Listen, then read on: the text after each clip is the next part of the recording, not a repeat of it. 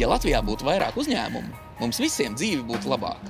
Tieši tā, tāpēc mēs aizsākam šo raidījumu sēriju par uzņēmējdarbību Latvijā. Mēs vienmēr būsim divi, es un Jānis. Ja kāds jautā, kas ir Jānis, Jānis ir biznesa konsultants, biznesa stratēģis. Viņš ir konsultējis vairāk nekā 700 uzņēmumus, tā skaitā arī manējo. Un kas ir Marta? Marta ir uzņēmējs. Kā jaunais uzņēmējs 5 gadus atpakaļ sāka no nekā un ir izaugusi par Latvijā lielāko bērnu zīmolu.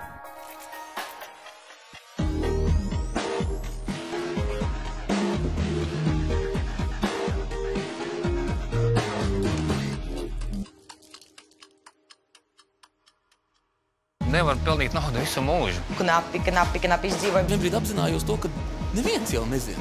Neviens jau nemāk. Mēs neesam tik ļoti gatavas riskēt. Idejai jau nav nozīmes, svarīga realizācija. Mums sāka 3 darbinieki, visi tie 3 strādā vēl šodien. 15 eiro, lūdzu. Ja tev patīk, tur ļoti liela varbūtība, ka tev izdosies. Tāpēc nav veiksmes formulas, vienkārši jāpamēģina. Man vispār tas neinteresē. Bet vienā brīdī interesē.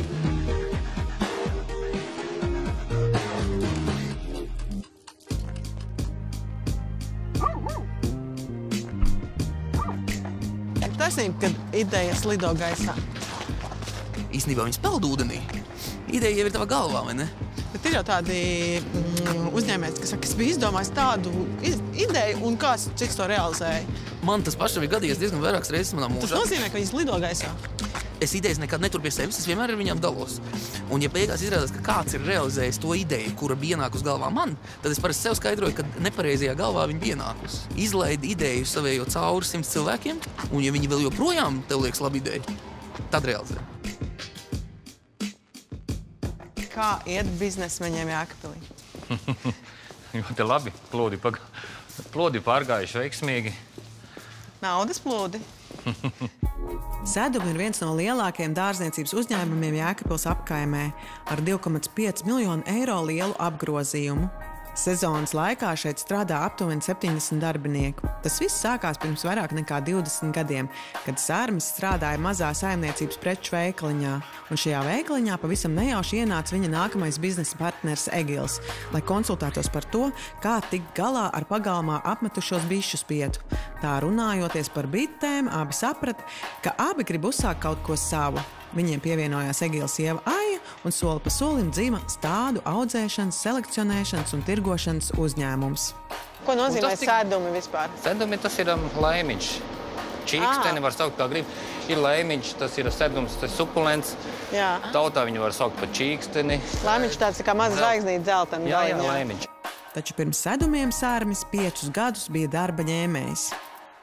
Man bija tā priekšrocība, ka man tajā uzņēmumā ļāva darīt absolūti visu. Es varēju krāmēt, plauktas, braukt pakaļ, precēt, domāt, bet vienīgā lieta, to, ko es nedarīju, tā bija kaut kāda, naudas skaitīšana vai grāmatība. Tas varbūt tās, to es nedarīju, bet man liekas, ka es visu to daru cita labā. Tu sāc skatīties pilsētā, jā, daudz ēkas, tā ir brīva, varētu būt mans uzņēmums. Pamazām sāk jau tā kā modelēt savā galvā. Tad es vienu brīdi iepriekš biju arī Austrijā strādājis.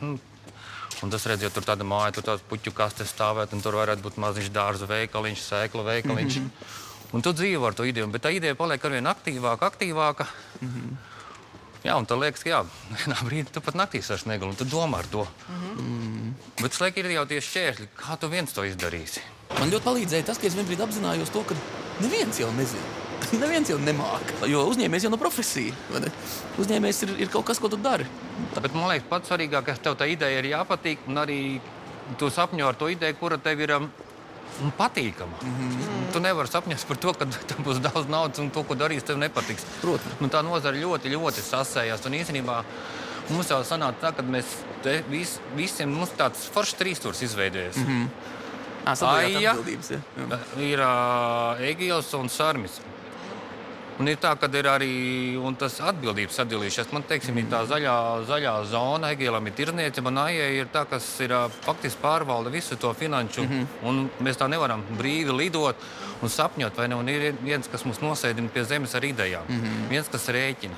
Tā ir tā jomu sadalījums, un liekas, ka es būtu viens. Tad nekad nekas tāds nebūtu.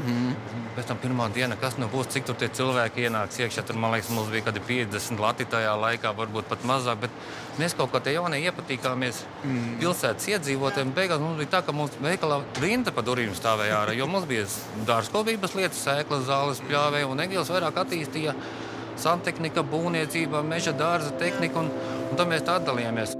Sākotnēji eksperimentējuši audzējot visu kaut ko tomātus, gurķus, rozes, bet tagad lielo eksperimentu laiks ir beidzies un ir svarīgi saglabāt uzņēmumu stabilitāti. Pašiem jau veidojas kaut kā, tas nezinu, svarīgi tagad pelnīt naudu. Man liekas, nevar pelnīt naudu visu mūžu. Ja tā ir kāds posms, kamēr tu attīsties. Mūsu gadījumā noteikti tas ir 20 gadi, kad mēs esam izauguši ar visiem projektiem. Tagad ir jāpierāda, tagad ir tiešām jāatliek sausam atlikumam pāri. Bet vai starp stabilitāti un pamatīgumu ir vieta arī jauniem produktiem, un vai idejas uzņēmumā tiek testētas? Vienīgā testēšana, man liekas, ir tāda, uz papīra. Tas ir, iepriekš varbūt tā nebija, bet tagad tiešām liek jau uz papīra un apskatās, cik tas ir izdevīgi un cik tur beigās paliek no tās idejas. Kas paliek, cik varam nopelnīt vai nenopelnīt. Un viena ideja, ja tāda mazākas idejas, teiksim, tā kā aklā ar dārzkopību saistīts, tad, protams, tu mēģini kādu jaunu produktu radīt, teiksim, kompozīciju vai jaunus augus, vai, teiksim, mēs tagad attīstam ziemciešu audzēšana, vai cena ir interesanta, vai tas pats produkts ir interesants, puķi šajā gadījumā. Šī uzņēmēja darbība, kas ir audzēšana, viņa jau nav tas pienesums, cik liels viņš ļoti lēni naudas aprite notiek. Un lēni. Prieks ir. Un tas pēc tam rada to prieku, jo, man liekas, pēc būtības cilvēks ir slings. Un tās ir tās lietas, kas tev liek celties, iet, domāt, meklēt klientus, runāt, zvanīt, jo pēc būtības, kā man to lieku darīt, es varētu atpūsties, bet tas pēc tam ir gandarījums sajūta. Es tieši gribēju teikt, prieks jau īstenībā uzņēmējdarbībā ir gandarījums, vai ne? Bet gandarījums jau tev var būt tikai par padarīt darbu. Tev nevar būt gandarījums par nekā nedarīšanu. Gandarījums jau nav katru dienu, tas gandarījums ir kaut kādās posmos veidos, ir veiksmīgs posms. Man ir, varētu teikt, ka saistīts ar dārniecību, tā kā 4 gandarījumi varētu būt. Ir vasara, rudens, ziema un pavasars. Un gandarījums šeit ir tā, ka tajā posmā viss ir pārdots un siltumnīca tukšs. Tas ir vislielākais gandarījums. Un brīžiem ir skumīgi tas, ka ir jau dažādas ieteiksmes gan laika apstākļu ziņā, gan citādu, kad tev ir atlikuma veidos, un tas ir ļoti sāpīgi. Mēs ieguvām 21. gadā, jo tas bija, kad visi bija mājās, visi darbojās, visi rušinājās un priecājās mājsaimniecības un neceļoja. Bet mēs nebija niec, kas mums to pateica priekšā. Mēs jau savu darbību plānojam jau gadu iepriekš. Un tad mēs pēc tiem rādītājiem droši vēl likām klāt apjoms, bet tā bija mazlietiņa, man liekas, tāda, to mēs neparedzējām. Mājsaimniecību rīcībā esošais līdzekļu apjoms Covid laikā pieauga līdz vēl pirms tam nekad nebijušiem apjomiem. Viena no pieļautajām kļūdām bija tas, ka uzņēmums neprognozēja, pandēmija beigsies, un beigsies arī cilvēku pastiprinātā interese par stādiem.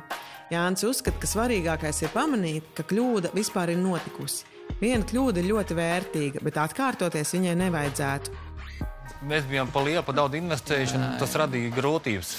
Reāli, un tagad... Bet to tikai pēc tam saprot. Nē, to pēc tam saprot. Nevar tajā brīdī, bet to nesaprot. Mums arī tirgus spieda vienkārši, ka mēs paņēmām lielos klientus, tā kā Rimi, Maksima, un tam līdz viņiem ir tev jānodrošina apjoms. Jā.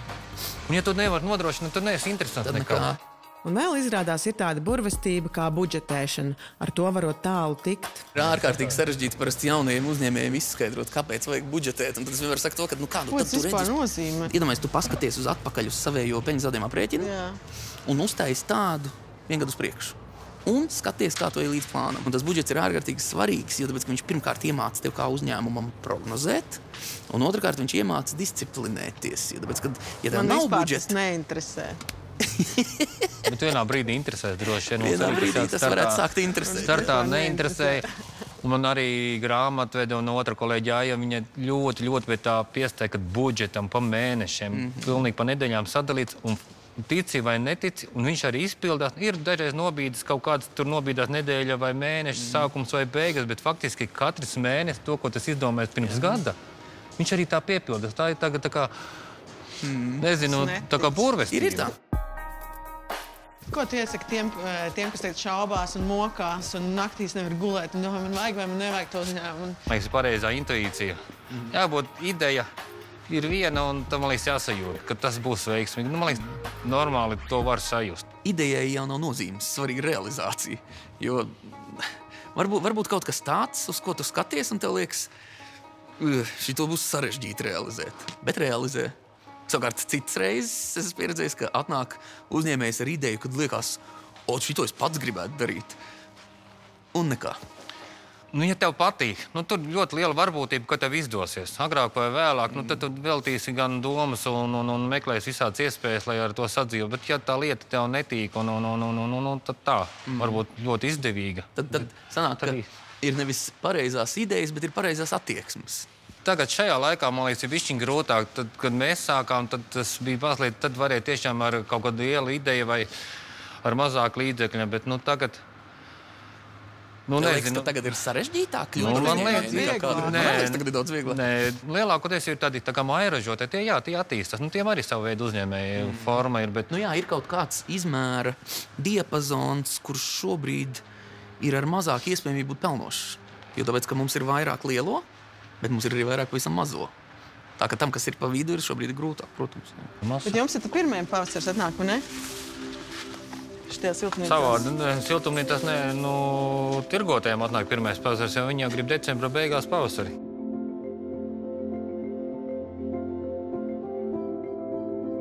Man pat iespējams izdevās. Var stingrāk, ja? Ļoti labi. Šī, man liekas, ir pirmā lieta, ko es esmu pārstādījis savā mūžā. Galvenais ir jāņem vērā tas, ka tu vari pilnīgi visu salaist grīstē ar vienu un maziņu nepareizu kustību. Bet neuztraucies. Patirgojamies. Cik tu gribi pa viņu? Es nezinu, man vienmēr to tirdzniecību tādas jocīgas attiecības. Kas ir latvietim, ka viņam ir grūti pārdot? Jā, es nezinu. Kad ir tā kā bišķi kauns, ne kauns, tā kā nevar saprast. Kad gribas tirgoties pašam? Jā. Kaut kāds nezinu, kā liekas, un kā es nevaru kaut normālu darbu atrast, ka man jāiet tagad tur jāpārdod kaut kas. Mēs arī to sakam, mēs jau sākām paši tirgoties, mēs paši visu darījām. Tagad tāda slinkāk, esam palikuši vairāk, darām visu tā, lai pašiem nebūtu jādara. Mēs esam labi pircēji, bet mēs neesam labi pārdevēji. Tu varētu nākt un teikt, paskaties, 15 eiro, lūdzu. Tas, ka neesi labs pārdevējs, reizēm nebūtu nav šķērslis, lai kļūtu par veiksmīgu uzņēmēju. Bet vai visi var būt uzņēmēji? Noteikti, ka to nevar darīt. Visi pirmām kārtām, lielākoties, cilvēkiem ir radīti tā, lai arī viņus vadītu kāds. Visi var būt uzņēmēji. Vienkārši ne visi var būt pelnoši uzņēmēji, bet visi var būt uzņēmēji. Un kā man reizēm šķiet, ar tādām mazākām lietiņām, ar kaut kādu mājražošanu vai ar kaut kādu cakiņu, vai ne, tev tomēr vajag pamēģināt. Jo tas ir tā kā līdzīgi kā bērniem ar sportu. Ne visi var būt sportisti, pasargdieni. Varbūt katrs miljonais cilvēks var būt sportists. Bet jāpamēģina, tā kā visiem. Kā mēs to varam citādāk zināt? Vajag pamēģināt. Un mums bija tā, ka mēs izdarām lietu, teiksim, radījām mazu uzņēmumu, protams. Mēs jūtam, mēs to varam. Tieši tā. Tad rodas nākošā ideja. Tev veidos jauni kontakti, jaunas iepazīšanās, jauni klienti, un tu runā, un tad to vajag. Un tā visu laiku, ik kādiem 3 gadiem, tu kaut ko, tā veidojas kaut kāda iespēja, pieredze, klienti galā, liekam tālāk. Un tu kļūst par pieredzējušu. Un tāpēc ir cilvēki, kuriem brīvība ir svarīgāka par drošību, bet tad ir atkal tādi, kuriem drošība ir svarīgāka par brīvību. Un, nedrošāku nodarbošanos par uzņēmēju darbību ir sarežģīti iedomāties.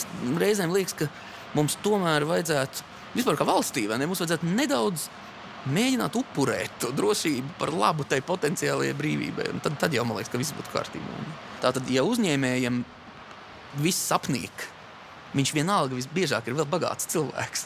Ja darbiniekam viss sapnīk, viņš nedaudz atrodas tajās spīlēs, ko sauc par darba tirgu, vai ne? Savukārt uzņēmējiem, atkal jau, ja viņš ir kādu laiku bijis veiksmīgs uzņēmējs, viņam nāk līdz tā lielais vezums, ko mēs bieži vien nemaz neapzināmies, bet tas ir kapitāls. Tev ir kapitāla kopvērtība, kas tev ir neto peļņa, vai ne? Ko mēs arī varam reizināt ar koeficientu un pārvērst par to īstenībā, cik tev kabatas ir lielas, ja tā padomā. Paņemot kaut vai šīs divas lietas, uzņēmējs, kā to saka, var atļauties sajukt prātā. Tu vari uz brīdi arī iziet ārā no sistēmas. Tu vari uz gadu pateikt, ok, man tagad pietiek, es gribu vienkārši pasēdēt. Es teiktu, visideālākais variants ir, ka uzņēmējs nevis likvidē kapitālu, bet gan palēnām pamazām jau gatavo situāciju, kurā viņam nemaz nav jālikvidē tas kapitāls. Tu var atstāt šo visu tālāk pārvaldībā, vai ne? Un tad jau Tad tu kļūsti no uzņēmuma vadītāja par uzņēmuma kapitāla turētāju. Un tad tev ir tikai viens pienākums. Es, protams, pārspīlēju, tas nav tik vienkārši, bet tad tev ir tikai viens pienākums. Akcionāru sapulcē uzstāt uz savējo vēlamo peļņas procentu. Kā direktors to izdara? Kā valde to panāk? Es atvainojos, man tam būtu jāinteresē. Tomēr Sērmis domā, ka vēl svarīgāk par ideju, budžetēšanu vai kapitāla kopvērtību ir komanda. Man jau liekas, ka viens īsti nav darītais. Un tas, ka man vajag tomēr to mehānismu raidīt no vairākiem cilvēkiem, vienam otram uzticēties. Un tam, man liekas, ir veiksmes tāds. Ko es sev pajautāšu? Ko darīt rītā? Aiziet pie kolēģa. Aiziet pie viena, pie Jāņa vai pie Martas. Kā to rīkotos?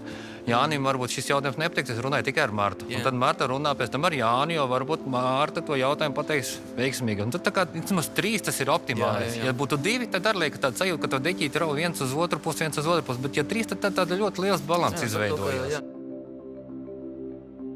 Kāds lielākais iegūms tev pašam kā uzņēmējam? Kā tev liekas? Vairāk lietas. Man liekas, viena lieta ir tā, ka laiks ir tavs laiks. Mans personīgais laiks, un es tomēr varu mēģināt atrast šajā visā skrējienā sev, kurā cikos būt darbā vai ir kāda cita vajadzība. Tā ir tā brīvība sajūta. Man liekas, strādājot algotā darbā, tur var būt lielāks miers, mazāk stresa, bet tā sajūta, ka tev iedod, ka šis laiks, kurā mēs dzīvojam, ir tavs laiks, tas ir, man liekas, vislabākais. Tur brīžiem varbūt naudai nav tik liela nozīme, bet laiks, man liekas, ir daudz vērtīgāks. Jā. Ko tu velti? Naudas var būt daudz, bet laiks ir viens.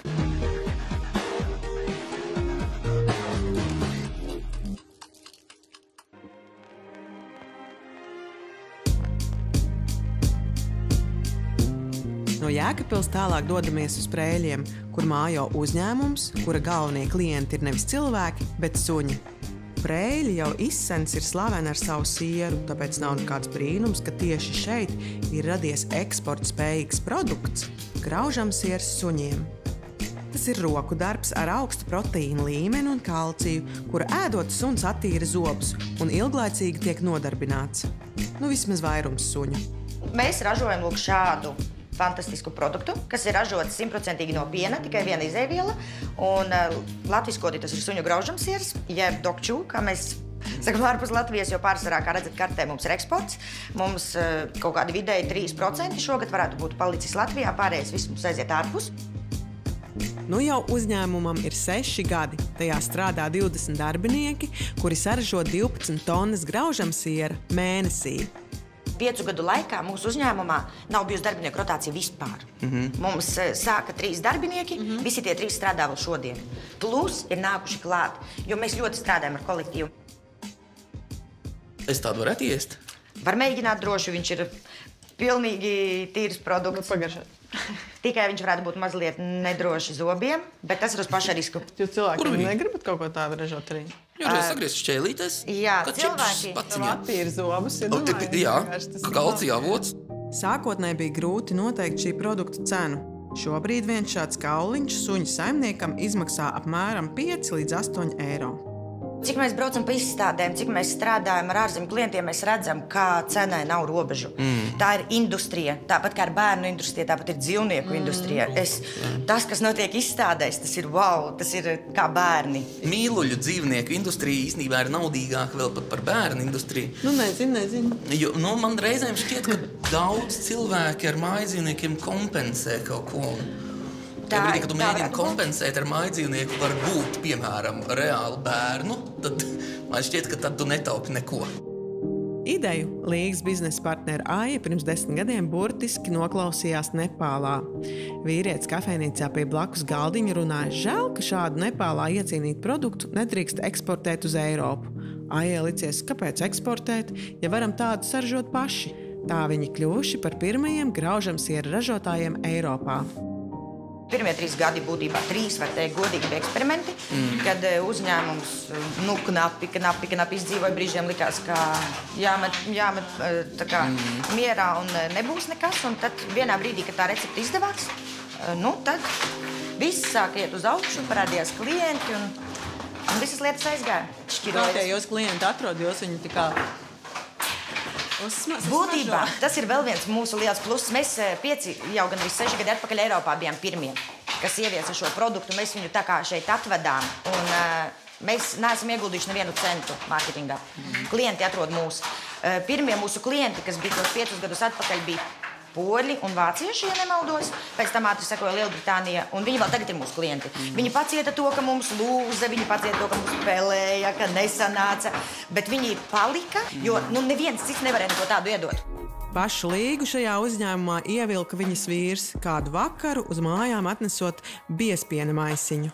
Līdz tam Līga pati bija mācījusies un strādājusi daudz dažādās vietās, kur bija sapratusi, ka viņa ir par enerģisku 8 stundu darba dienai. Viss, ko es mēģināju līdz šim, īsti nebija, īsti nesanāca. Un tad vienkārši liktenis šo piespēlēja pats. Es nemeklēju neko. Es būtībā gatavojos savām kāzām, un tad, kad vīrs atnāca ar pirmo biezpiena maisiņu mājās un uzvārīja katliņā un lika uz radiatoriem žāvēties, es kā tagad atceros, viņu skatījos un domāju, tiešām precēties. Man liekas, neesmu tāds cilvēks, man liekas, tu esi līdzīgi kaut kādā ziņā. Man arī ir tā, ka man ir tik daudz idejas, man gribās kaut ko tā kā vēl. Tā realizācija prasa tik daudz resursu, ka dažreiz tev tā kā jāatmet tas. Kā tu tiec ar to galā? Vienkārši visu nevar paspēt. Es mēģinu pierakstīt, bet tad es aizmirstu, ko pierakstīju. Ir tas process, vai ne? Tu visu laiku tā kā vēl... Bet tas ir viens labs veids, ja tu jūti, ka tev galvā fokus sāk šaudīties starp kaut ko un kaut ko citu un vēl kaut ko, tad viens no vislabākajiem risinājumiem ir pierakstīt un atstāt to papīram.